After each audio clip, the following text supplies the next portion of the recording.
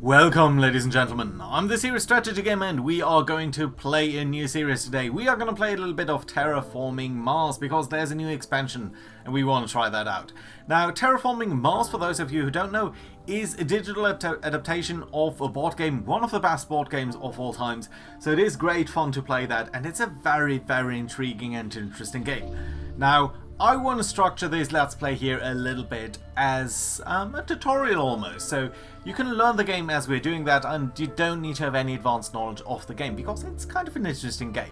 Now, before we actually set it up, I want to show you what the game board does look like, and to that effect we are going to load up one of our games over here just so that you can see how the game board is looking, and we'll explain a little bit about what we're doing so that later on we can formulate a strategy. Right, so this is the board game. You've got Mars here in the middle, and then you've got a couple of other things that I explain. So, Terraforming Mars is a game, somewhat unsurprisingly, about terraforming Mars. Terraforming Mars is being done in three categories. There's oxygen, which does need to go up to 14%. There is the temperature, which does need to go up to 8 degrees Celsius on average above the surface, and then you've got the number of oceans. You do need to place 9 oceans on Mars for it to be terraformed. When all of these three conditions are fulfilled, Mars is being considered terraformed, and at that point the game will end. Whoever has the most points at that moment in time will win the game. So it's not exactly a cooperative game. You jointly work towards terraforming Mars, but you do try to gain points for yourself as opposed to anyone else. So it is competitive in that way, and these 3 meters almost work as a timer rather than a common goal. So how do you gain points? How do you change any of these meters? Now, the first thing to note is whenever you do change any of these meters, when you increase oxygen, temperature, or the number of oceans, you do get terraforming rating. That's displayed here on the left. You can see there are 2 players right now. There's the Chuangxing Mars Initiative, and there's the Mining Guild, which is us at this point. So we currently have a terraforming rating of 24. They have a terraforming rating of 25, and I think you do start with 20. So whenever you increase that, that would increase that number, and ultimately these numbers here do represent points. There are other ways to gain points though, and that is specifically tied to cards. Let's talk about cards in a second. Now, firstly, how are we going to increase oxygen, temperature, and the number of oceans? Well, we can do so via standard projects. Specifically, asteroids do increase temperature, aquifers do increase the number of oceans, and greeneries do increase the oxygen level. All of these would increase one of these meters. All of them would give you a point in terms of terraforming rating, and that'd be nice. Now, they do cost different amounts of megabucks, to play, and that is kind of nice, but these are standard projects. They don't necessarily give you the full benefit. There is also cards. Now, cards can be played depending on various circumstances. We'll get into cards later on in a lot more detail, but that is really where the strategy does come in, and where you are building sort of, it's almost deck building. So your cards are being used to prop up either victory points, this one would be worth 1 victory point, and or build up your economy. This one does generate 2 power, for example, every turn. There are certain conditions associated with that. This is also going to cost us 12 megabucks to play. We can't currently play it because it would require 4 oceans to be in play. So number of oceans needs to be larger or equal to 4. We only have 3 oceans currently on Mars, so this is currently not playable. There are also a certain tax associated with that. They're not that important for now. Whenever you do get an increase in terraforming rating, that is also going to increase your monetary income for next turn. So we would currently generate 24 megabucks per turn, and that would increase our stuff so that we could spend next time around. Now, when I say turn, that's not exactly appropriate because this game is being played in generations. So basically, every generation you get to collect your money, you get to collect certain other aspects of your economy. There is steel, titanium, plants, power, and heat. We're going to explain about these as we do play the game. But every generation you do that, every generation you then spend your money, and that is being played in turns. So basically, you can do one thing specifically. Let's use the asteroids here just for the sake of it. And then we are going to do one thing. It's going to cost us money. This is increasing, and that's all fine. Now, we can skip or not. We can basically do two things at a time. Then it goes to the next person, then it does come back to us. And that basically goes in a loop until we have nothing left to do for us. And basically, we don't want to do anything. We don't need to do two things every time. One thing or two things. Otherwise, if we don't do anything, it is going to pass to the next generation. Now, that's the explanation of the game. Let's start our own game here. Let's go back to the main menu, and that's going to be alright. And what we're going to do is, we're going to do a local game here against the AI. And we are going to play with the Prelude on. You can see corporate error rules are on as well. All of that is basically the setup. Now, we're going to play against one hard AI, because I would just want to show you how that is being played. So, let's create the game. Now, the first thing when you start a game is we need to choose our corporation. There are different corporations. There's the beginner corporation. I don't actually like that. It's not the best choice. There's Credit Corp. There's a bit of text over here. But basically the important things are this over here. We would start with 57 mega euros. And whenever we play a card or standard project with a basic cost of 20 megabucks, we would gain back 4 of them. So this corporation here is very encouraging a play that goes for these big projects. Now, the last one, and that is completely new to me, so I have never really seen that, is we would get to start with 45 megabucks and we would get an award for free. Well, we would also get money whenever we do get victory points.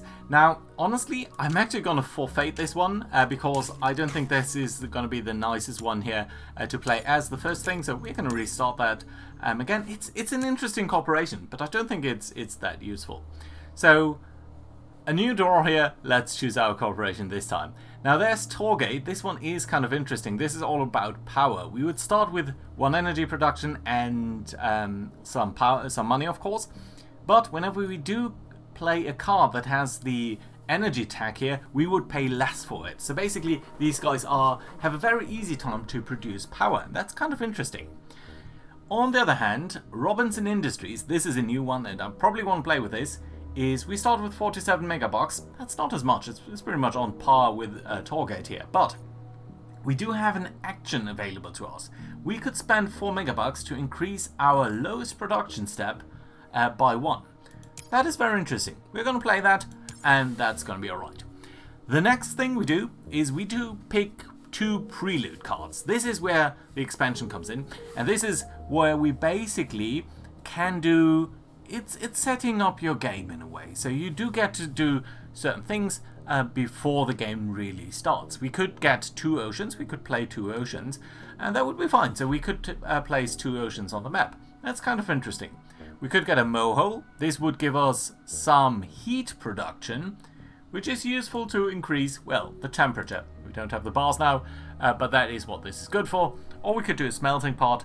This would increase the oxygen levels by 2, which would give us 2 points and 2 income, same as the oceans over here. But it would also give us a little bit of steel. Steel, the primary use for steel is to build buildings, which do have this little building tag over here. And then lastly, we have acquired space agency. This would give us a lot of titanium. It works very similar to steel, but basically gives you some benefit in terms of space production. And we would get to draw basically 2 space cards. This is kind of interesting. I do like that idea, I have to admit. It's a very interesting concept. I'm not too sure all of these things are great, but honestly, I think this one I dig. It's kind of an interesting choice here. Which one else? Anything else that we do want to pick over here? I'm kind of leaning towards Great Aquafire. That would give us 2 oceans right away, and we could use them to pick a couple of things up. So we can pick 2 cards. We're going to pick these 2. I think that's going to be fine. The next thing is we can pick cards that we are actually going to be able to play later on in the game.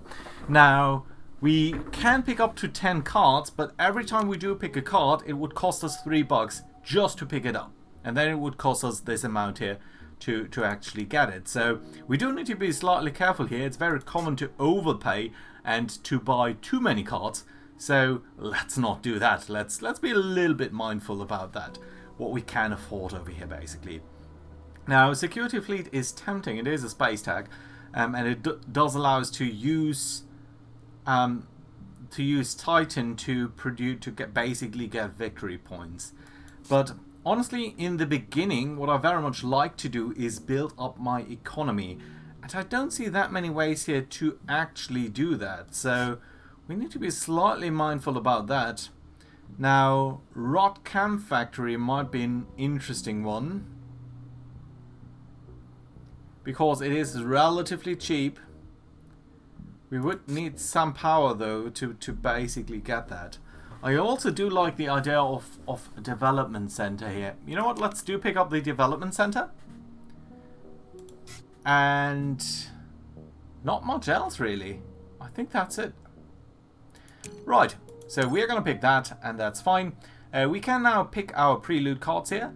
I'm going to start out with the Great Aquifer. That does allow us to play 2 ocean tiles. We're going to place one over here. You can see basically all of the highlighted areas are where we can place these guys.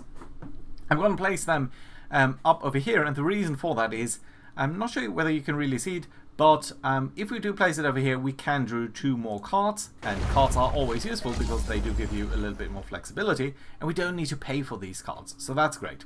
We could place the next ocean here. It would give us still 1 card. That's nice, but it's not that critical. I do want to place it down here though, where we're going to get a little bit more steel, and the reason, sorry, titanium. And the reason for that is our second Prelude card here does give us some titanium, but it's also going to allow us to draw cards which specifically are space cards, and space cards can be discounted using titanium. So I think that could synergize really well. And let's do that. So that's fine. These guys do draw, no, so that's the 2 cards that we did draw. These guys are going to play some other things. They're going to place an asteroid, which does give them some temperature increase and some other economy here. And we can have a look at their cards that they did play in a second over here. Right, let's do that. Let's actually check what cards they've played. Huge asteroid. That did cost them a bit of money, but it did increase the temperature rating by 3, giving them 3 income. 3 terraforming rating means 3 income and 3 victory points. And society support. So that does mean they are going to get less money, but they're going to get some plants, which can be used to increase oxygen, some power, and some heat. Interesting choices for them. Now, we do have a lot of cards now, and we do need to think a little bit about how we are going to play these things. Specifically, we've got a lot of cards here that we did draw that are space cards. We've also got the capital card. This one is kind of useless. Now, I think the giant ice asteroid and capital, this one we drew because we placed the ocean. These ones we drew because we had the specific thing there. Right, so capital is a bit useless. We don't really have 4 oceans kicking about, so that's not a thing. What we could use is either of these things, and giant ice asteroid would be kind of interesting. It would allow us to place 2 oceans, increase temperature by 2, by yet another 2. So that's 4 terraforming rating right here. That's really not that bad. The other alternative is to do the nitrogen-rich asteroid, which would increase our terraforming rating by 2, so that's nice. But it's really not as good as this one. Granted, this is also a little bit more expensive, but yeah. Let's talk about satellites. Satellites do increase our monetary income, not our victory points, but still monetary income, by 1 step for each space tech that we have. Currently, we don't have any space tech, but if we were to play, well, if we were to play these guys, we would not get a space tech, but it almost looks like, but they are red cards, and there's an exception for red cards, so let's ignore that exception for now. I think what we're going to do here is we're going to play the giant ice asteroid. You can see it would cost us $36 to play that. We do have that amount of money. We do have 44, but what we can do is we can use some of our titanium here to discount that at a rate of 1 titanium for 3 money. We're certainly going to do that because it's very, very useful to do that. And now it's only going to cost us 12 bucks to do that. And what we can do now is place more oceans. We're going to place one over here, get more steel, which we can use to discount buildings. And the other one, well, we could place it down here. That would give us some plans. But 2 plans are not really that useful. We're going to place it up here, going to draw another card, and that is fine. Now that's our first action here. It is also going to give us some heat production. That's not that important, but still nice to see.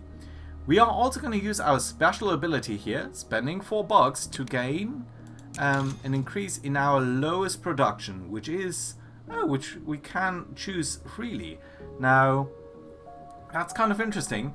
I think we are going to pick titanium here, and that is because the titanium exchange ratio, if you will, is 1 to 3. So this is going to give us effectively 3 money per turn, which is fairly nice, with the caveat that we can only use it on space missions. Steel, it would be a ratio of 1 to 2. Money, it's a ratio of 1 to 1. And the other things we're going to come to at some time. So I think I like this. Spending 4 megabucks to increase our production each generation by 3, and that's going to be fine. Now we've done 2 actions. That means we can't do anything else. Let's end our turn. We're going to turn it over towards Project Luna.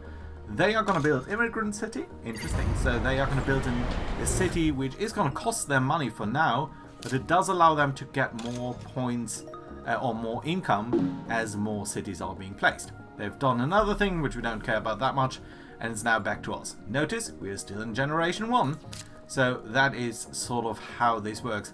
Now, slight issue here, we only have 28 money left, and we can't really do anything else over here. We can't do plantation because it would require 2 science tax. We don't have any, so that's a no-no. We could play capital, but why can't we play capital? Oh, because it would decrease our power production, and we currently don't have any power production. So that is slightly unfortunate. It would increase our money income by a lot. So that might be useful, but not for now. We could play Development Center, which would allow us to turn power into new cards, but we don't have any power, so it's kind of pointless to play that. We could play Satellites. That would increase our money production, but at this point only by 1, because we don't have any space tech. This card does count as a space tech, but that just really wouldn't be worth it, I think. I would very much like to play Nitrogen-Rich Asteroid here, but just given our money income here, or our current position, I don't think we can. So, in fact, we are going to pass, I think, where we could think about actually, wait a minute, so what we could do, though, is sell cards, and you can sell a card for 1 money. And we would need to sell 3 cards. No, I don't think I want to do that. These cards might come in helpful later on. So effectively what we're going to do is we're going to pass, because we didn't do anything in our turn, and that basically ends the generation for us. Point Luna did the same, so that does mean we're now going to get some money, which is fairly nice, and we're going to turn it over towards the next generation. Because we did act first last time, we're going to act second this time, and it's basically switching up like that. That's fine. Next thing is, at the start of any generation, you get to draw additional cards. Now, we are playing with a very specific rule here, but that means we can select which cards we're going to play later on, and we're gonna see about that. Don't worry too much. So basically, we have 4 cards available here. We could reduce the power production of someone and decrease the heat production of anyone, any heat, and increase our power production. Unfortunately, that would mean losing some victory points, so that's not great. I'm not even sure that these guys are producing heat. Well, they do. So that's actually kind of interesting, and a kind of interesting proposition. And I noticed that these guys are also using the building tag, which means they can be discounted by the steel that we've got. So that's a nice choice. The other one would be rover construction, which would basically give us a little bit of money each time a city is being placed on Mars. There's currently only one city, so that does mean as more cities are being placed, that would be kind of fantastic. Open city is a city that could be placed, but notice the requirement over here, 12% oxygen, so that's really just out of the question for now. That's just really on the top of the bar over here. We're very far away from that, so this card is basically worthless. We're going to go for heat trappers here. Minus victory points, that's not great, but still, I think it's kind of interesting. Right, over 6% oxygen, that would come into play at some point, but no. Similar over here, 8%, we can forget about that card. So we're going to select Comet over here, and that's right. And now we're going to get back the cards that we had before. We're going to select the standard projects here, and that's fine. So basically we turned around a little bit the cards and did select which ones we could potentially buy. We haven't got these cards yet. We would need to pay to actually acquire these cards at a rate of $3 per thing. Now we are going to buy the heat trappers here because I like that. It's doing a little bit of a disservice to our competitor here, and it's going to give us some power, which is fairly nice, honestly. And then we've got the comets over here. Now the comets would basically get us 2 victory points, 1 ocean and 1 heat. It's nice, but it would cost 21, and I'm not sure we can afford that and, for example, the nitrogen-rich asteroid. So honestly, I think we might not buy that one. Standard projects. Now that one is useful because it has a science tag, and some of our things here do require a science tag to be played. So we might actually want to do that. So yeah, I'm going to buy these 2 things. I'm not going to buy the comets because I'm afraid of overspending. Although we do have a lot of money. Yeah, still, I don't think we should overdo it. So let's buy these 2 cards. That's going to be fine. These guys are going to start. They're going to start with a rover construction, which is a fairly good setup for them to do, because right now they have the effect here of, because they built Immigrant City, each time a city is placed, they're going to increase their income, and every time a city is placed, they're going to immediately get some money. So they now have a very nice effect of being able to building cities, and that will generate a lot of income for them. Now, that being said, we did buy a couple of cards here, so let's think about what we're going to do here. Now, I think the first thing is actually we're going to use our special ability, because I don't want to forget about it and not get that. So we can increase another thing over here. I think we're going to increase steel production. And the reason for that is basically we could also increase power, which would be useful. But this would be at an exchange rate of 2 to 1. No, you know what? Let's do power first. And the reason for that is we can increase power another way via the heat trappers, but we can only do it in this order because if it was already 1, it wouldn't be one of the lowest. Does that make sense? I think it does. Right. Let's play the heat trappers because I think it's a very nice thing to do. Yeah, we're going to discount it, of course, using the steel. It is going to decrease our victory points. It's going to cost us some money and some steel, but we are getting some power, and we can decrease their heat production. That's going to be very nice. That's 2 actions, so we're going to turn it over back to them. Are they going to do anything? No, they are passing. So that means we can now do as many things as we like or have money to do, which is fairly nice. Good. Right, so what are we going to do over here with our cards? Now, I would like to play the nitrogen-rich asteroid. It would increase heat by 1. It would give us 2 terraforming rating. So that would be a very nice moneymaker. It would basically give us 3 more income. It would cost, of course, quite a bit. But we would also get some plant production. However, notice this down here. Increase your plant production by 1 step or 4 steps if you have got a couple of plant tags. I don't think we currently have any plant tag in play, so we haven't placed any plant card yet. So it would be useful if we could play that many plant cards. Now, that's not really going to be viable because we only have 1 card here that could potentially do that. So honestly, that's kind of a no-no. So that would give us 3. Nevertheless, it would give us 3 income, so that would be nice. On the other hand, placing the capital over here would give us 5 income. It would also place a city, which unfortunately is good for our competitor and not us. We would probably place it down here or over there, simply so that we have it adjacent to a couple of oceans later on. It's not a bad play though, because it's going to give you 5 income. Yeah, I think it's what we're going to do. We're going to place the capital over here. It is going to be very expensive, but I think it's worthwhile. So let's use that, and let's place it down here, because why not? That is going to cost us some power production, but it is, and give them some money, but it is also increasing our income over here of money. So that's fairly nice so far. Anything else then that we want to do?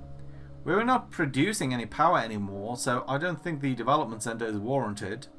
The standard projects discount is nice, but it doesn't do anything for us right now because we're not going to spend anything on there.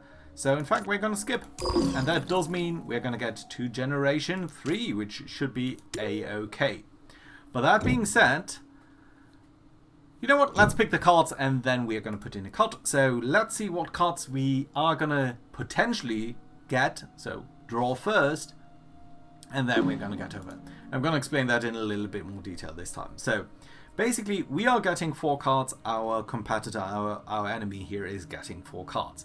We can pick 1 card and we're going to pass the 3 other cards to our enemy. They're going to pick 1 card, they're going to pass 2 back to us, we're going to pick 1, and then we're going to lastly pick trade 1 back to them. So which ones are we going to pick here now, or the first one that we're going to retain? Now it would be useful, I think, to do Vesta shipyards. That would give us some titanium production, which is nice. It's going to be useful over time. The other ones, honestly, I don't think are going to be that useful. Tardigrades is kind of a nice one.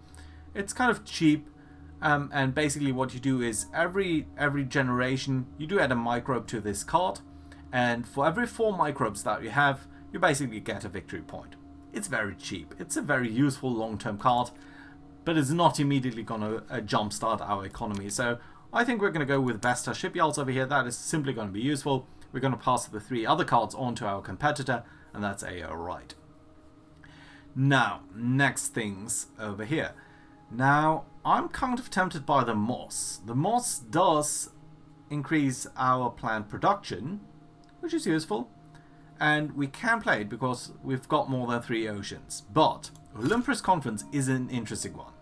Whenever we play a science card, including this one, we either add a science resource to this card or remove a science resource from this card to draw a new card. So basically what that means is every second time you play a science tag, you do get to draw a card, and that does add up over time. It's also going to give you a science tag, so I think this is fairly useful. Let's keep it over here. I like it. Now between these two, honestly, this one, spend 5 feet. I don't think we're going to get to 5 feet anytime soon, so we're going to pick decomposers here. It's not that useful, but let's see. Now that we have exchanged sort of our decks a couple of times, we can now place, buy actually these cards. And that does add a nice layer of strategic. It seems convoluted a little bit, but it does add a nice layer of strategic thought, because you also want to deny cards to your enemy. So it's not just about picking your own cards, but also adding some interaction, which I think is very nice. Now, this one over here can only be played above -6 degrees. That's not going to be happening anytime soon. Above 3%, it's kind of going to happen soonish, but I'm not specifically very interested in this card. Basically, whenever we play some animals, microbes and stuff, that would be useful. But honestly, I think we're going to go with these 2 cards here. Olympus Conference and Vestal Shipyards, I think, are very useful. And there's that. That being said, I think now is a good place to put in a card. So, thank you very much for watching. Do let me know your thoughts on Terraforming Mars. Do let me know whether you have any questions. And we are going to revisit this game next time. Looking forward to then. Bye bye, guys. Oh, and do leave a like, of course. Bye bye.